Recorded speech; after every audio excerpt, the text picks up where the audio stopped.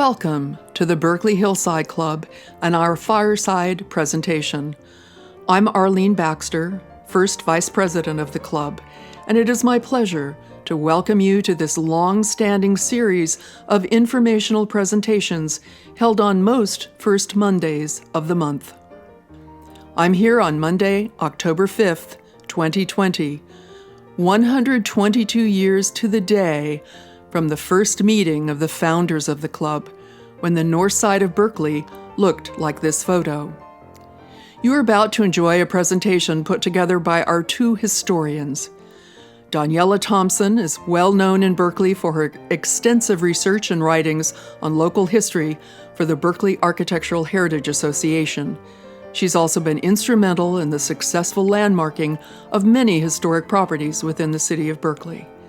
David Mostardi is the Hillside Club historian and writes the monthly History Corner column, which appears in our newsletters. You can find past issues on the club's website, and I urge you to check back through past issues of the History Corner to learn more about the details of our club through the years. With that, I hope you will enjoy this presentation, and we'll see you again in about 25 minutes to answer any questions.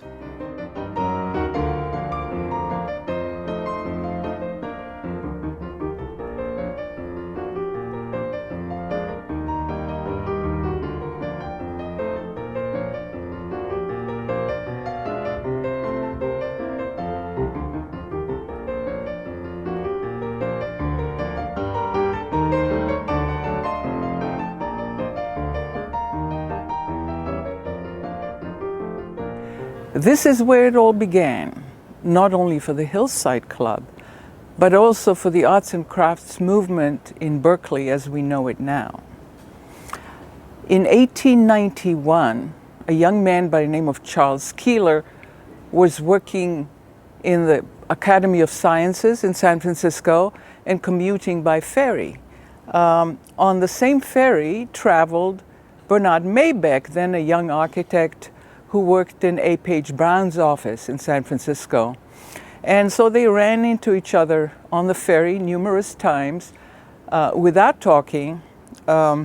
Keeler thought that Maybeck was a European, possibly Italian, until he found out otherwise, because one day Maybeck approached him and told him that he heard that Keeler had purchased a lot north of the university in Berkeley. And Keeler was surprised because he never told that to anyone. And Maybeck said, if you ever get ready to build, I would like to design you a house. And Keeler said, well, I only intended this as an investment. I wasn't going to build. Nevertheless, 2 years later, Keeler got married. And then suddenly he was interested in building a house. And so he went to visit Maybeck. Maybeck was building his own house then. It was all handmade, built by his architecture students at the university. And it looked completely unfinished on the inside. And the Keelers took Maybeck up on his word and asked him to design them a house. We are standing in front of that house right now. We are on Highland Place near Ridge Road. This is the Charles Keeler house. Next to it to the north is the Charles Keeler studio, also designed by Maybeck. This house was built in 1895. It was revolutionary for its time. It was clad in shingles. Very, very few buildings in Berkeley had shingles on their exterior at that time. Shingles arrived in Berkeley only in 1892. And this house was shaped like a cross with a series of highly pitched roofs cascading down the hill. The whole idea with this house was to blend it into the landscape, the hilly landscape behind. Now it's covered with large apartment buildings. And on the inside, it was all redwood, unpainted. The living room looked like a chapel. And Keeler was delighted with it, but he said to Maybeck, but what am I going to do when everybody comes and builds these stupid white painted boxes around me? The effect would be ruined. And Maybeck said, you must see to it that all your neighbors build houses that are in fitting with your own. And with that statement, the kernel of the Hillside Club was born. There were three people crucial to the founding of the Hillside Club and its subsequent successes, and we've met two of them here at this house. When Charles Keeler met Bernard Maybeck on the ferry in 1891, it started an architectural story arc that culminated in 1904 with the publication of Keeler's book, The Simple Home, which became the Hillside Club's manifesto for Berkeley home building. It was also, not coincidentally, written and published during Charles Keeler's 2-year stint as president of the Hillside Club. Now, as Daniella said, when Maybeck told Keeler that he must see to it that other houses in the neighborhood are in keeping with his own, Keeler took that message to heart, and very quickly. Keeler was a very gregarious person. We might even call him an evangelist. And by 1900, there were 5 other buildings in this area, very much like his own, all constructed by Bernard Maybeck. We'll meet the third person, crucial to the founding of the Hillside Club, at our next stop, Veldvreden.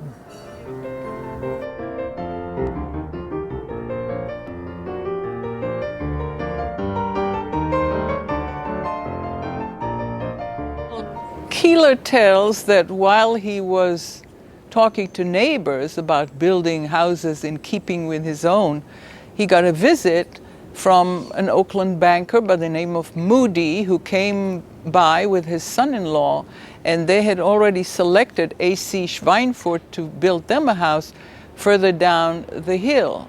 And this is the house. It no longer looks the way it did in those days, because in the 1950s, it got 2 new stories above. Originally, it had a Dutch gable, a stepped Dutch gable facing Leroy Avenue. It was completely covered in clinker brick, which was highly unusual and in fact revolutionary for that time, because clinker brick were refuse bricks that were used only for chimneys. Here we have to point out that the whole idea that led to the Hillside Club was the ethos of living with nature, and so the siting of the house was extremely important. It stands on the bank of the North Fork of Strawberry Canyon with an impressive clinker brick bridge leading over the creek to the house itself. The site originally was full of old ancient oak trees that are now mostly gone, unfortunately. It was surrounded by gardens. Now, the banker Moody was a friend of Phoebe Apperson Hearst, and her favorite architect in those days was A.C. Schweinfurt. And so we suspect that the reason that Moody picked Schweinfurt and not Maybeck to design this house was through the recommendation of Phoebe Apperson Hearst. Schweinfurt died very young. He was still in his 30s, and in Berkeley he completed only 2 houses, rather 2 buildings.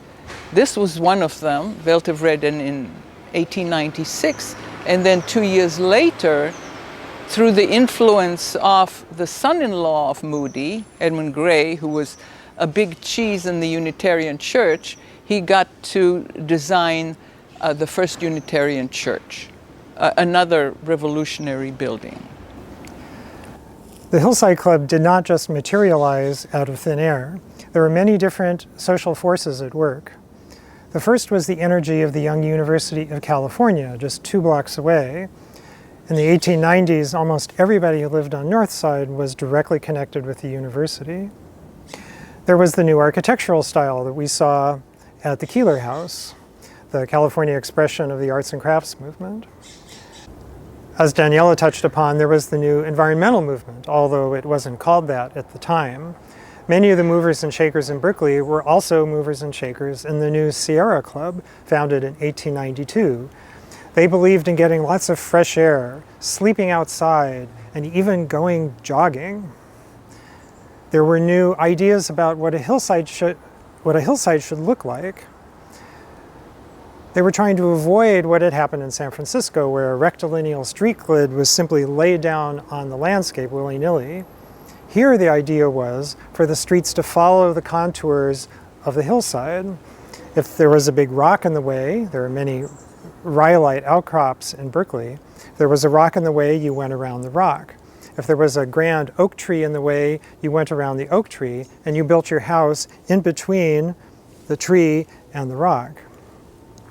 Here at Veldvreden, I'm standing under magnificent redwood trees, which were magnificent oak trees at the time. So in the late 1890s, there was this froth of new ideas. And it's here at Veldvreden that we meet the third of the important people involved in the founding of the Hillside Club, Margaret Robinson, Madge to her friends. So Madge was also invested in this froth of new ideas, and she was very well connected in Berkeley's social circles. She knew Maybeck and Keeler, of course. Madge was the sort of woman who knew everybody that was worth knowing. And so it was here at Veldvreden that Madge and her sister May gathered together 30 of their influential women friends, and on Wednesday, the 5th of October, 1898, the very first meeting of the Hillside Club was held here. Further meetings of the Hillside Club were held both here and at the homes of Hillside Club members until 1901, when the Hillside School was built. This was a very famous house in its day, and one of the reasons it was so famous is because it appeared on a number of picture postcards. Pictures were taken from the street, which featured not only the Cape Dutch brick outline of the upper story, but this wonderful bridge over the creek.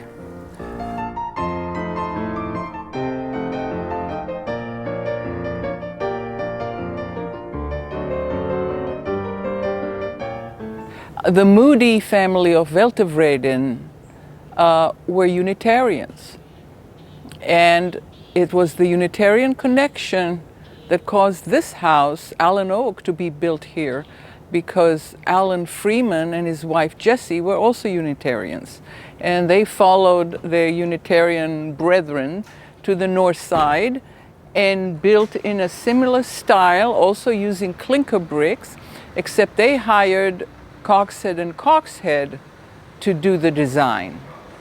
So Ernest Coxhead designed here a very unique building with gigantic dormers that have a Dutch colonial look, totally out of proportion to anything we expect to see on a conventional house. Also a very large entrance portico that is very interesting, and I hope that Arlene can catch it in her lens. And as I said, the name of the place is Allen Oak. Alan Freeman was in the fruit business, and he had an orchard called Allen Oak somewhere near Sacramento. As for the Coxheads, Almeric Coxhead, who was the business partner in Coxhead and Coxhead, was a Hillside Club member, and he also lived for a while in Cloyne Court, which is to our left, a large shingled structure designed by John Galen Howard, yet another member of the Hillside Club.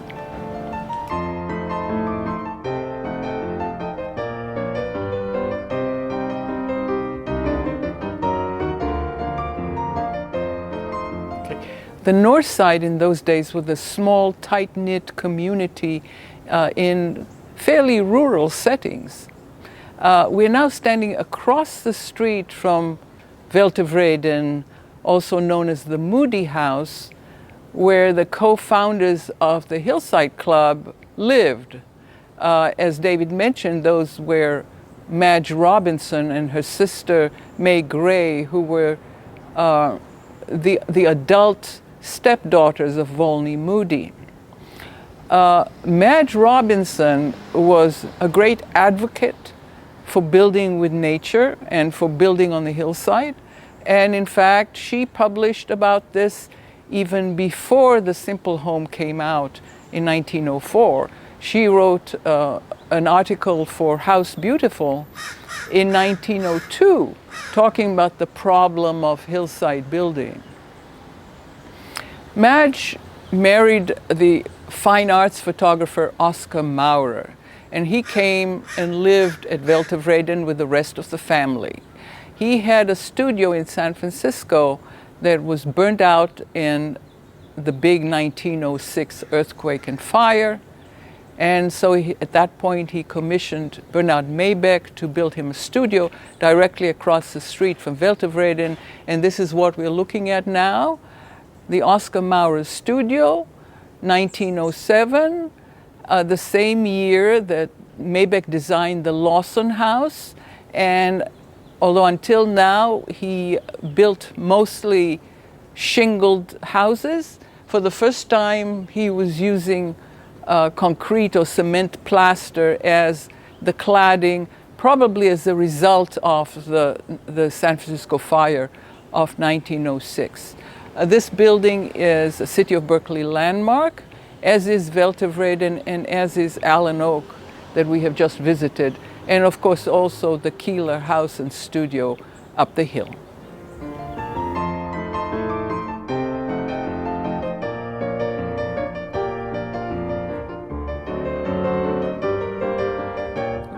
In addition to living with nature and building with nature, the members of the Hillside Club also believed in civic engagement. And one of the first acts that they were involved in after founding the club was to talk the city into building a public school in this neighborhood.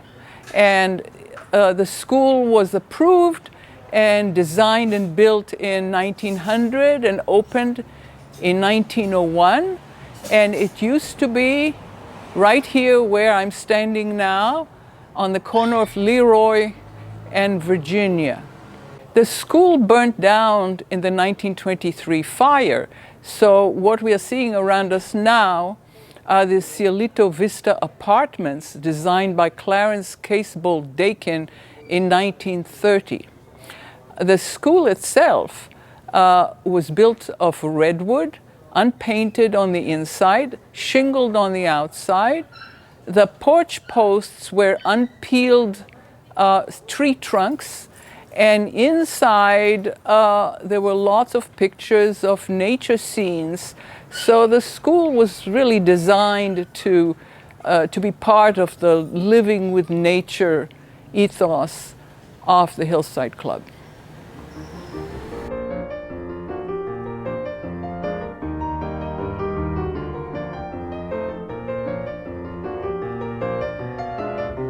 Fresh from the success they've had with the Hillside School, the ladies of the Hillside Club came to Charles Keeler to ask his advice about what to do next.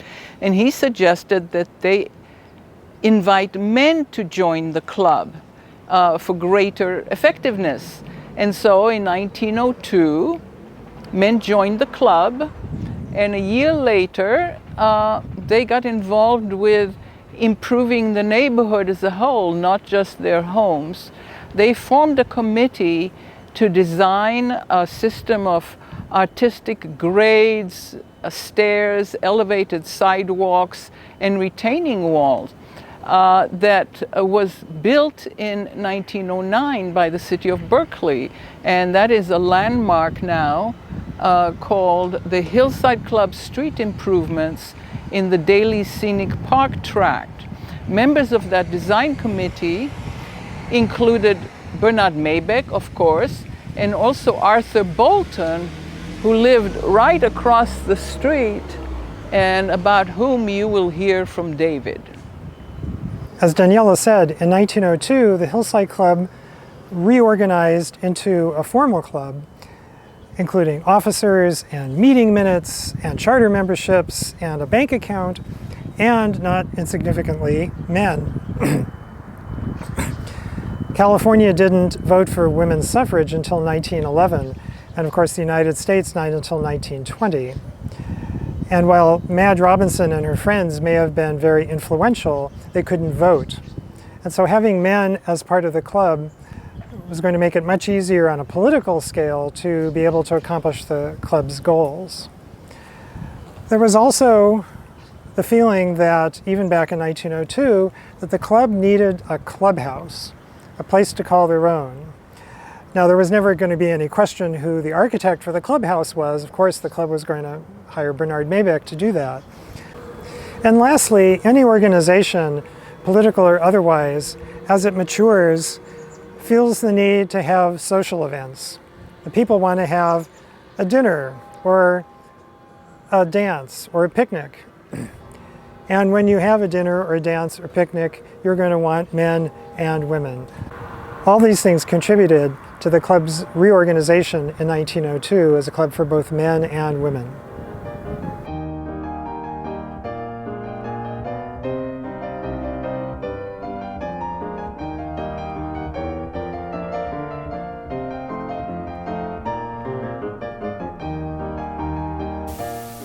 One of the Hillside Club members on the committee to design the Hillside Club street improvements that we just saw was Arthur Bolton, who lived in this gorgeous house on La Loma with this beautiful front door and these barn shingles.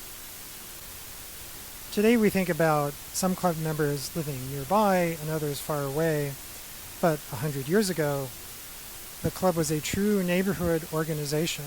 Everybody in the club lived nearby and could walk to the club. In the early days, you had to bring your lantern along so that you could see your way home in the dark after the meeting was over. As we're located just 2 blocks north of the university, almost everybody who was in the club worked for the university, either as a professor or in administration. This gave rise to the very high quality of lectures at the Hillside Club, which were almost all given by members who were professors or administrators or administrators of the city of Berkeley.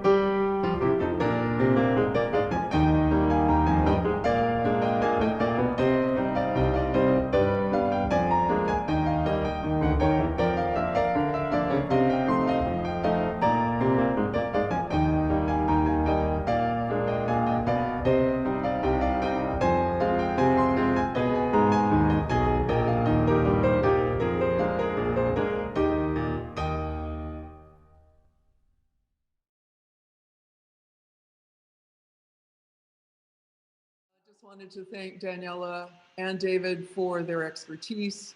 Obviously really shows a great amount of time went into this. Daniella had a tremendous amount of background information that she'd worked on over the years. And then David spent quite a bit of time editing this into the final format that you got to see. Then we are getting to see it tonight on the 122nd anniversary of the first meeting of the club. So just seems really, really fitting. So happy birthday again to us. And with that, I'm going to say, let's use the convention that has become so popular with Zoom. If you want to raise your hands and ask a question, please use the raise hand feature You could also put things in the chat if you don't want to ask them directly, but I'll be looking for people who raise their hands. That should be under participants. You should be able to find a raise hand feature. And if I don't see you, then just do the old fashioned wave at me if your video camera's on, and let's take questions either for David or Daniella. Yes. Is it true this is part one of a new 10-part series?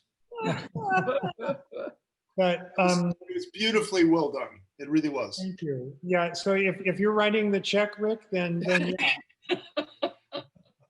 Actually, there are lots of articles about Northside landmarks. David, I thought you were going to include a link. You're right. I did too. There was a lot of things I was working on. I forgot to put those in. Sorry about that. We can send that out though. Okay, it's on the Baja website. Yeah. And they're all collected there together. So there's a lot of history. I can make a version 2. We can make a version 2 because we're going to want to put a version on the Hillside Club YouTube channel. So we can do that. We can add another slide in, and then that won't have, you know, any of the bobbles from starting and stopping. So I think that's we have 3 questions. Goes Barbara, Jan, and Christine. And also Nancy. Oh, and Nancy. Okay. Should I go ahead? Yeah, go ahead, Barbara. Okay. I was curious about the brown shingle houses that were surrounding the area that I guess Maybach must have designed, but they like they were half a dozen or more. Did they all burn in the 23 fire? No, none of them burned. They were torn down. They were torn down. 60 and replaced by apartment buildings. Okay. So All right. the Keeler house is the only one left. Right. Okay. I was just curious about that. And the So studio. that was pretty devastating, that fire, wasn't it? Yeah. What is the address of the Keeler house? 1772 Highland Place. Highland Place. Thank you. I think Jan Jan. 1772, 1774 is currently a duplex. It's a triplex. Triplex, actually. Yeah, triplex. You're right. Now, you noticed from the old pictures that it used to be shingled, of course, but after the 1923 fire, it got stuccoed. But the studio is still shingled. So let's see. Christine, I think, had a question. Yeah. Yeah. Jan, and then, well, go ahead, Christine, and then Jan. How quickly did, you know, from the first brown shingle to sort of what we think of Berkeley now, how long did it take to sort of fill in most of what we know as Berkeley, North Berkeley? Well, by the time the 1923 fire occurred, it was fully built. Ah. So that picture at the end of Daley's Park from the hill looking down towards the bay, you saw that was mostly empty. As Daniella said, that was completely filled in by 1923 when the fire came in. I mean, one of the big things that caused Berkeley to be built up really quickly in the early part of the century was the 1906 earthquake and fire. And there were lots of refugees who decided that, because San Francisco had had lots of fires before that. The 06 was not the first fire. And a lot of people just got tired of all those fires. And so they moved to the East Bay and built over here. And so if you take a look at the population between 1900 and 1920, it rises quite a bit. And with a huge building boom from 1910 to 1915. That was From 1907, in fact, yeah. Jan had a question. Hi, thank you so much. That was a wonderful video. And I hope that you will, I really do hope it will be available on YouTube for everybody that wants to see it. And also, I would love sort of a walking map of the houses from that video that are close by Virginia and Leroy. Well, there's something We all are. There's something much more extensive than that. In the Baja book, 41 Walking Tours, there are 2 North Side tours that I put together. Oh, good. Each one has a map and quite a few addresses and a blurb on each one. Oh, great. So it's not just what we saw today, but a lot more. So when's, you need to do a book out of this video too. But it was just fabulous. And I hope I can get some other people to see it too. Those 2 walking tours are fabulous. Oh, that's good. Right. I need to. Baja has a wealth of them. Yeah, I need to Yes, make. I have a few of those booklets. I need to make a correction. Oh, yes. When I was talking about Madge Robinson and her article in House Beautiful, it wasn't published in 1902. It was published in 1899. So that was actually 5 years before Charles Keeler's The Simple Home. Wow. So As I said to Daniella, we can forgive her because in fact, Madge Robinson contributed to articles in. oh, she wrote an article every year. So that she did actually publish one in 1902. It just wasn't this one. She was prolific. And such a wonderful figure. I mean, there was that one picture of her with hats, but there are many others. She was really quite a dramatic, She was- charismatic figure. She was a clothes horse, let's just put it that way. Oh, I have one other question. Was the first house that you showed always that barn red color, or was it originally another color? That was shingles. It had brown shingles originally. Brown shingle. Okay, I thought I saw sort of a barn red color. Very, very different. You did. It was stuccoed It's afterwards. kind of Oh, orange, got it. Okay. but that's paint. That's Okay. Yeah. I understand. Yeah. Okay. Got it. and not really barn red. It's kind of orange. Orange. Yeah. Well, Yeah. I was trying to be. Light, yes. Yeah. Right. Nancy Parker? 2 questions. One, what was the cause of the 1923 fire? And the second question is about the growth of Berkeley.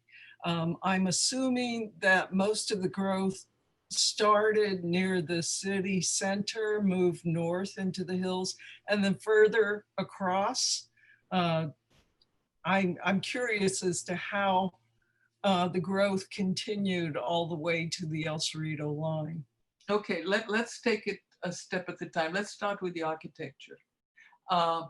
Berkeley originally had 2 centers, 2 separate towns. One of them was West Berkeley, that was called Ocean View. And the other one was East Berkeley, which was around Shattuck Avenue and a little north.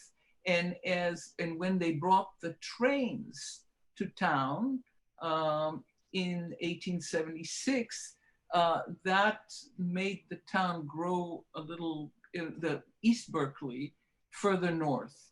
And later on, when electric trains, commuter trains came, that caused the expansion in every direction.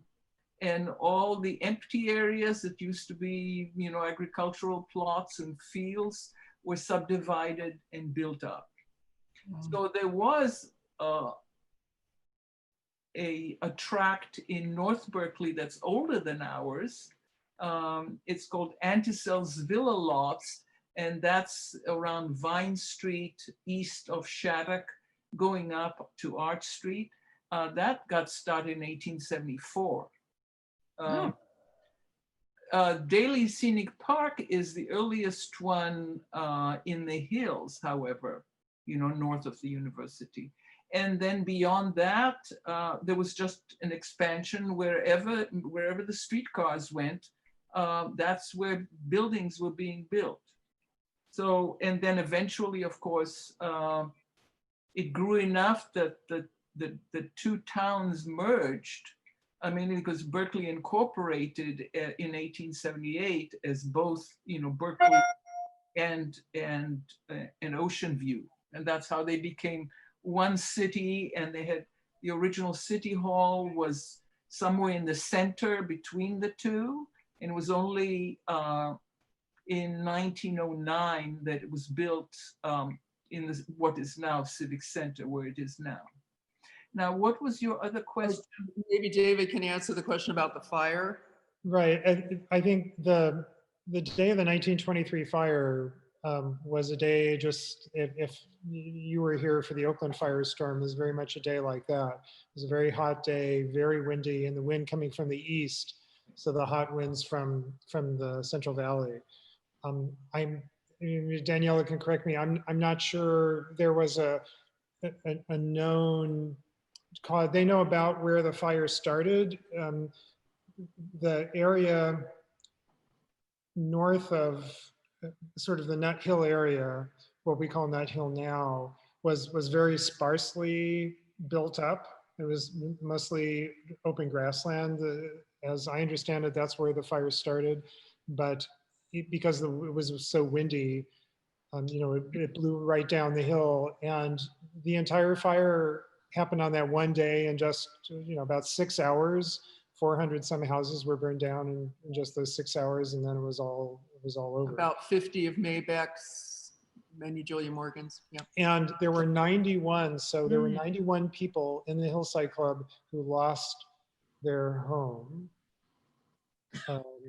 and it was including Bernard Maybach. Well, yes, including Bernard Maybach himself. And the next meeting, what would have been a fireside in October. In October, was held at the Town and Gown Club because the Hillside Club clubhouse had also burned. And everyone who had lost their homes were the guests of all the members who had not. It was very heartwarming. And the clubhouse we're in now was ready for occupancy by August. So within a year, it was up and ready to go. Daniella, maybe you can add something if I missed out. About the fire or the clubhouse? About the fire. No, it started northeast of where Berryman Reservoir is, and it was just a wildfire, and the wind really whipped it up. And what happened in the afternoon is the wind changed direction, and that pretty much put a stop to it. So it just reached the edge of downtown. And just like today, where there are people who ignore evacuation orders and stand up on their roofs and try and rinse them down, that's what happened in 1923, and it worked. In some places, there are little pockets, if you look at the map, which burned, little pockets which did not burn, and some of those were due to students, because a lot of students lived in Northside who had gotten up on the roofs of their houses and were trying to save them. All right, so we have take a question from Rains Cohen, followed by Benet, and then John Hollis. Yeah. Hi, it's actually from Betsy. Rains is right across from me, though. Great video. Really, it's so interesting to learn about all the architectural and natural building. And so I got to play, I just want two comments and then my question. I got to play Marge Robinson for that play that we had at the Hillside Clubs probably 10 years ago at least. And I got to wear a fabulous hat from my own great grandmother's. It was a lot of fun. So first, the house that you were standing in front of, that was the large Vanderveld house or something. Veltenvreden. Isn't that a Berkeley student co-op now? No, it's the Cal Band House. Oh, okay, thank you. I thought I'd been in it as a co-op, but they call it Tellefson Hall. Great, Tellefson. All right, thank you. There's a saxophone across the top. That's and great. as we were there filming, there were people who were bringing various musical instruments in and out. Okay. There was one fellow who had one of those huge anvil cases that had a tuba inside. He's dragging this thing over flagstones. Very fun. Very amusing. And my final question is a little more serious. I've been looking at, the racial segregation and the redlining, the restrictive covenants in Berkeley, and see a lot about the ones, Claremont area, LeConte neighborhood. I mean, definitely all over. But I'm wondering if the Unitarians managed to build a beautiful neighborhood without restrictive covenants racially, or did they enforce other kinds of covenants as well? So racial covenants and other restrictive, like you must.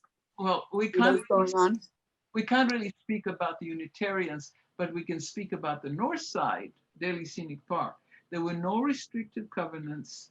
And in fact, there is a Victorian house on Ridge Road, just west of Allen Oak, where the head of household in the late 19th century was a Black woman. And then also there was a Black student living on LeConte Avenue, which is, just two doors up from my house. So it doesn't look that way, no. Certainly not enough. So, I'm looking at Benet, then John Hollis, and then Margot. Hi, yeah, this is Alec. I have the question. Going back to I guess it's the turn of the century and maybe through 20, how were the parcels, how were, first of all, the roads laid out, arterials and then the residentials, and how were parcels decided on, like parcel size? I know we live on Hill Court, which I believe was laid out by donation of the road to the city, and then some understanding that it would be broken up into relatively smaller parcels. I wonder what was the philosophy or even the legal framework within which parcel sizes were decided. There was just a tract that was subdivided and mapped and submitted to Alameda County, and the lots were drawn on it in advance before they were sold. For every tract, there is a map like that. So it was the developer that decided sort of how big to make them to map them. He wasn't really a developer. His name was Wilson, Frank M. Wilson, and his house was on top of what we know now as Holy Hill, where the GTU library is. That's where his house stood, and it was a brown shingle built in 1894. And he just sold land to people who wanted to build. He did not develop anything. He was very well connected, and he brought Benjamin I. Wheeler and Phoebe Appleson Hearst to live in the neighborhood, and he actually built their houses for them. As for the streets, how they were laid out, I think a lot had to do with the residents. The hillside street improvements, that's part of it, but they had to work with the city. The city engineer had to be involved in deciding and in laying out how things were. But they obviously did not want to have a grid system of streets in their neighborhood. And because it was sparsely developed at that time, they were able to do that. One of the things that we unfortunately didn't get into the filming, but David mentioned how if there was a rock or a tree in the street, you went around the rock or a tree. And one of the famous trees we were right near, which was Annie's Oak. And that's now a landmark. That's the second oak. And as we were looking at it, there may soon be a third oak. But that was a good example of where the streets curved as opposed to being on a grid. And that was something that both here and in Thousand Oaks was a very characteristic part of those developments. And I do think, Mason McDuffie, who did the development of several major other Berkeley developments, was keeping with that premise of maintaining the natural natural outcroppings and attributes of the Berkeley setting. So John Hollis, and then Margot. First off, Arlene, Daniella, and David, thanks. This is really cool. This sparks a whole lot of interesting questions. Mine seem to all come around the actual craftspeople who built the houses. Is there anything historically known, written, otherwise, about the people who actually did, you know, the sawing and the milling and the hammering and you know, the glaziers and the masons and et cetera? One of the things that you talked about was the big boom in building right after the San Francisco fire. Where did the craftspeople come from? Was there a pool of people in the East Bay already? Yes. It seems like they'd be really in demand. Why did they build the Hillside Club instead of other houses? Which, you know, who got priority, that sort of thing. I'd be really interested in kind of the backstory on the actual craftspeople. Okay, you're now talking about two different cataclysms. One of them is the huge building boom of the late 1900, I mean, the first decade of the 20th century after the San Francisco earthquake and fire. I mean, that was a huge one where the population tripled in less than 10 years. And then, of course, there was another building boom after the 1923 fire, but that one was focused on the north side that got burned, whereas after the 1906 fire, all of Berkeley was growing. You see, this is a much smaller area we're talking about. And yes, there were plenty of local carpenters, builders, craftspeople, not just in Berkeley, but in Oakland and all around. We do know a little bit about some of the more famous craftspeople, but only for the more famous architects. So for example, the Thorson House that was built by Green and Green, the only Green and Green here in the East Bay, we know something about those carpenters, but it was because of their association with Green and Green. Julia Morgan also was able to get, say, stonemasons from Italy, but that was only, I assume, only the case when they were building homes with fairly prominent architects and with clients who were willing to pay for that kind of craftsmanship.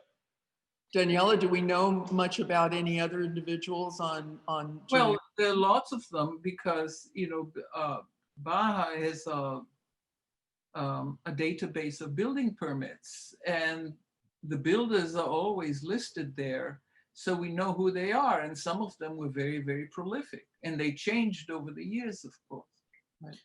That would be the listed builders would be the architects and the builders, the equivalent of a contractor today, I'm guessing.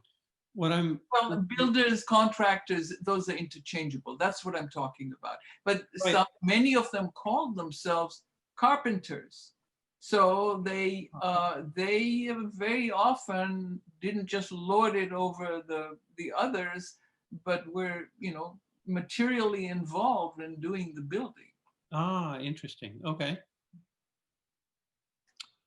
All right. Let's see, Margot and then Jan again, I think. Margot, do you want to unmute yourself? During the gold rush, when everybody came to mine gold and they abandoned the ships in the harbor, that among them were ship's carpenters, and that they moved into and were doing a lot of the kind of carpentry they did aboard ship, which is why we have the built-in cabinets in the dining rooms and things like that. Maybe that's just a myth, but that's what I heard. It's a myth. Okay. And the other thing is that when I bought my house up in the Berkeley Hills where I raised my children up on the corner of Marin and San Benito, in the deed in 1969, there was a clause that said I could not sell to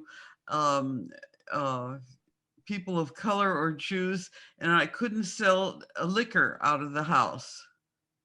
It was in the deed. There's a whole history with Berkeley and liquor. Yes. The host stopped it. But I also couldn't sell to people of color. It was in the deed. Right. Yeah. So that's one of those restrictive covenants that we were talking about. Yeah. They may have appeared later than the 1890s. They appeared in the 30s, I think, when. No, they were 20s already and there in 30s. 1905. In North Berkeley? Well, no, I'm talking about the Elmwood and Yeah. Well, and Claremont. too, because Mason McDuffie unfortunately was quite fond of those covenants. That was part of his marketing, in fact. Yeah. Unfortunately. So let's see. Well, I never sold liquor out of there. Well, they also didn't want, they sold those tracts by saying no commercial businesses, this is purely residential, park-like settings. And so shops had to be restricted to commercial blocks away from the houses. Well, I wondered if it had anything to do with prohibition. This was much earlier than prohibition. Oh. Barbara Sue had a question. Barbara Sue? Oh, you're still muted. You want to unmute yourself? Just hit the space bar, works too. No, I miss Berkeley and its beautiful architecture, but I'm in Princeton cleaning closets. And actually, I was just waving to my husband who was in Berkeley. Okay. I see. All righty. Let's see. Anyone else has a question? If you just at this point want to go ahead and ask it. Barbara Rydlander. Yeah, I was curious. You just raised an interesting issue, Margot. And I've noticed that there was a fairly substantial population of Jewish people who lived around Vine and Rose. Was that established early on in the century, or did that come later? Because I know there's a big congregation there, but I was curious about whether there was a cluster of people in a neighborhood. Well, I don't know about that neighborhood, but I can tell you that there were Jews in Berkeley in the 1870s. Really? The Fischel family, the butchers of downtown Berkeley, they were Jewish.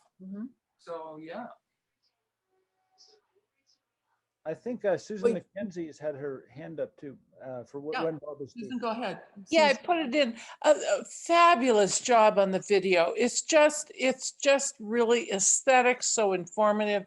Kudos to everybody involved. Thank you so much. Beautiful presentations on the video too, each of you. And I love the music. So I had two trivia questions. One was that from the vantage point on the historical photo from Daley Park down to Euclid, that's the straightest line, if I saw it correctly, for Euclid, right to left. Is that right? Horizontal, it looked like a straight line. It is straight. That part of Euclid, what part of Euclid? I guess that's on the north side up from Hearst. Is that right? Between Hearst and Cedar. Yeah. Okay. Yeah. Okay. That photograph goes from Hearst on the left to Virginia. We're more or less looking straight down Virginia on the right side. Oh, beautiful. We can't see Hillgard and we cannot see Cedar in that photograph. If we could, I would have pointed out where the current clubhouse site is, but so that from that vantage point, it's looking west and a little south. Yeah, got it. Oh, great. Okay, so it covered a shorter span than I was thinking of at the time. It looked so barren and empty. And then secondly, going up Shasta, there's a set of 3 little enclave houses that we toured one of when it was on the market. And they were built, I think, in the 20s, about from the Jungian Society or something had them. And you have to go up a footpath and you can't park and all this stuff. Do you know the history on that? No, that's not Daley Scenic Park. Sorry. That's much further up. Yeah, one of them was not too long ago on the market. I actually had interviewed for that gig. But they have changed so much now. yeah, I'm not sure what more I could contribute. Thanks. I just wondered if they were Maybeck. They look sort of like that inside, but they were the chalet stucco outside with the balconies and. There are no Maybachs on that street at all. No, they're not Maybachs, and unfortunately, one of the sellers wanted desperately for it to be one, and I wasn't willing to further that delusion. So good for you. Thank you. So we didn't see any Julia Morgans. No, we have one Julia Morgan in the neighborhood, but the owners of that house were not members of the Hillside Club, so we didn't include it. we were really focusing this on the foundation of the club and its influence on this area and vice versa. So maybe we have an annual sequel then. Yeah. Now that we kind of know how to do it, now I know where the proper mic switches are. So. Also, we've seen, I mean, in the video, we saw the first 3 meeting places. Right.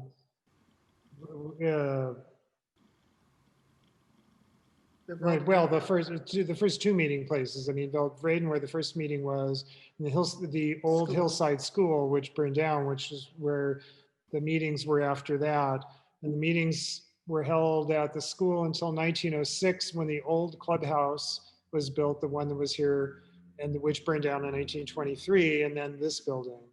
So we were focusing mostly on the development of the club itself. Arlene, Lorinda had her hand up twice now. Oh, my apologies. Go right ahead. Thank you. I had to join the meeting late because of another meeting, and so I was wondering if a video would be available. But I see it will be. It will be up on the Facebook page. Well, we'll put it on our YouTube channel. Yeah, we actually, Hillside Club has a YouTube channel, so. Oh my goodness. Thank we'll you. Definitely put it there. Yeah. Alert. And we will add, thanks Danielle for reminding us, we'll add a couple more slides with some reference material too. So you'll let us know when that will be posted? Absolutely. Thank you so much. Yeah. Glad you could join us, albeit late. And one more question. Christine has a hand up. So did the original Hillside Club have like hitching posts in front of the building? Were people still using horses and stuff? I don't think, well, if they all lived here, they were walking, right? They walked there. They lived in the neighborhood. They didn't need horses. Right. I mean, a lot of people may have had horses for longer journeys, or needs to go down into town. It was a little while before the streetcars made their way up to the neighborhood. Houses were beginning to be built with electricity at that time, in the very late 1800s. I mean, you read statistics about how in the year 1900 only some low percentage of American houses had bathtubs or something like that. I mean, it was a time of great change, and the great change was happening very quickly. Richard Schwartz, got your hand up. Yeah, I just wanted to add my name to complimenting how it was a great presentation and well, very for coming from you, we really appreciate that. Thank you, Richard. And oh, you betcha.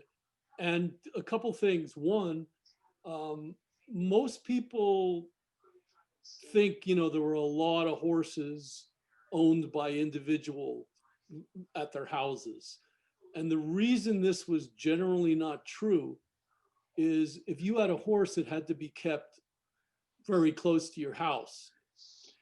And what that meant was, for the people who did have them, is the mother and the daughters for 20 or 30 minutes before dinner had to shoo all the flies out of the house every day, because of the horse poop would attract flies. And it was a lot more complicated than us looking back could ever imagine. So the people who had horses were people like realtors, because they had to bring people to see lots to buy. And if you wanted to go somewhere before the streetcars, there were people in the town called expressmen, like John E. Boyd, the boss baggage buster of beautiful Berkeley. And he would take you and your furniture or your baggage to wherever you needed to go. And the other thing I wanted to say was that was an amazing 1898 photo from up on the hill looking down. And one of the things that's striking about it is this beautiful, beautiful flat area with oaks and with the North Fork of Strawberry Creek right adjacent to it. And the reality of this is to take a few steps backwards. This area, Daley Scenic Park, was well occupied by Native Americans. And I'm not at liberty to give the specifics, but it wasn't just on campus. And so keep your eyes open when you're out and about enjoying the architecture. And if anybody bumps into something or trips over something or sees something, let me know. Good point. Okay, I have something to add about horses, or rather lack thereof. Fact is, people had cars. In the first decade of the 20th century, they had cars. And there is a very nice picture of the Moody family with Oscar Maurer driving a car. And they're right in front of Allen Oak, and they're off to the big game, which at that time was rugby rather than football. So, that's it. People had, at least the people who lived around here. Well, I think well-to-do people had cars. Yeah, right. Yeah. But I think it was mostly well-to-do people who initially built around here. Yes, I agree. True. I agree. That's Yeah. true enough. I think that's probably a good place to end. I'm going to invite Jan to mention our next Hillside Club event, which is in 2 weeks from tonight. So this is our second member spotlight. So we're not a big distinction between the firesides and spotlights, but there may be some. But this is, something that one of you is really interested in and involved with and would like to make a presentation, maybe something like a half hour, 20 minutes. Doesn't have to be terribly formally presented, but I know Jan is been working hard and with Jim, and it will be a formal presentation. So Jan, why don't you just tell us briefly what you're going to be showing in 2 weeks from tonight? I'm going to be presenting on the mosaics of St. Mark's Church. We have a set of mosaics.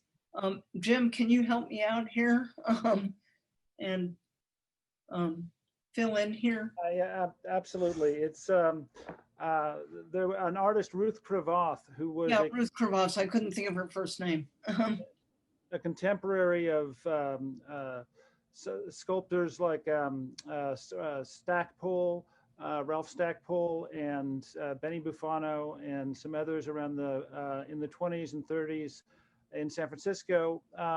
Also did other, as many artists, not just, well, mainly a sculptor. She also had was a painter at times.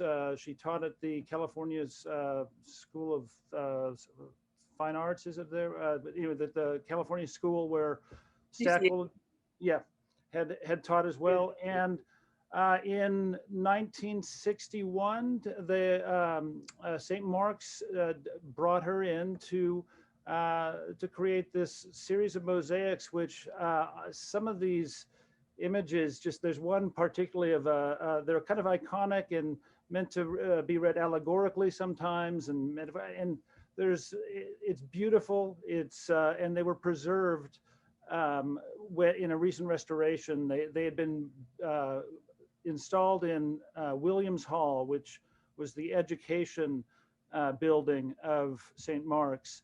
And due to earthquake safety and other reasons, they had to do a fairly major redevelopment in 2012.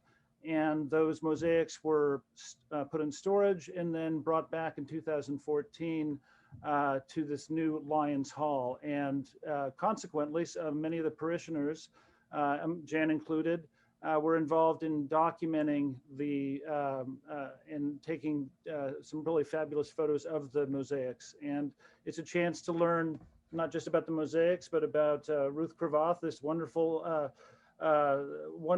sculptor we don't often hear about. She also did the St. Francis. Her most notable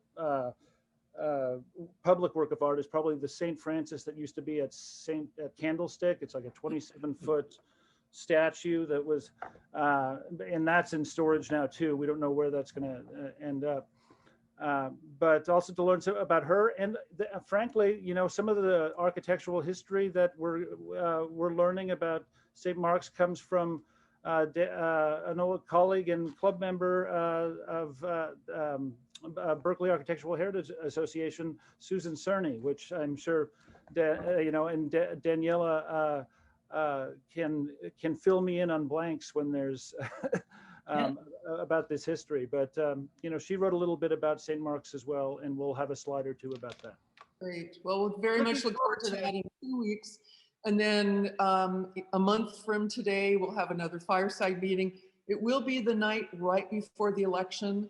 So I'm putting together something that we hope will be uplifting, not maybe so informative, just hopeful and a little bit of distraction. So, and if any of you have suggestions, if you think, gosh, you know, I've been working on this project or this person or this topic that I'd love to share, we'd love to hear from you. And whether it's a spotlight or if you know someone in the larger community, not a club member, but maybe would like to become one, just let us know and we can see, you know, what format would fit best. But we're always on the lookout for how we can have more social engagement and engagement within our community. If there are other community organizations that you're part of and would be good to partner with, especially for a Fireside. I've partnered with Baja, with Friends of the Fountain and Walk. We love to do that. So just think about, you know, if there's something that you think we would be interested in, let either me or Jim know, and we'd look forward to including those. So I think with that, Jim, anything else before we say goodnight? No, but thank you. I'll just add my final thank you to all three of you for a wonderful presentation. I've jogged past there and wanted to know and it's brought it all together for me. So it was a pleasure. It was fun to do. So Thank you very much. Thank you all. Thank you. Thank you. Thank you. It's good to see you all. Thank you. It was great. Stay safe, stay well. See you soon. Good night.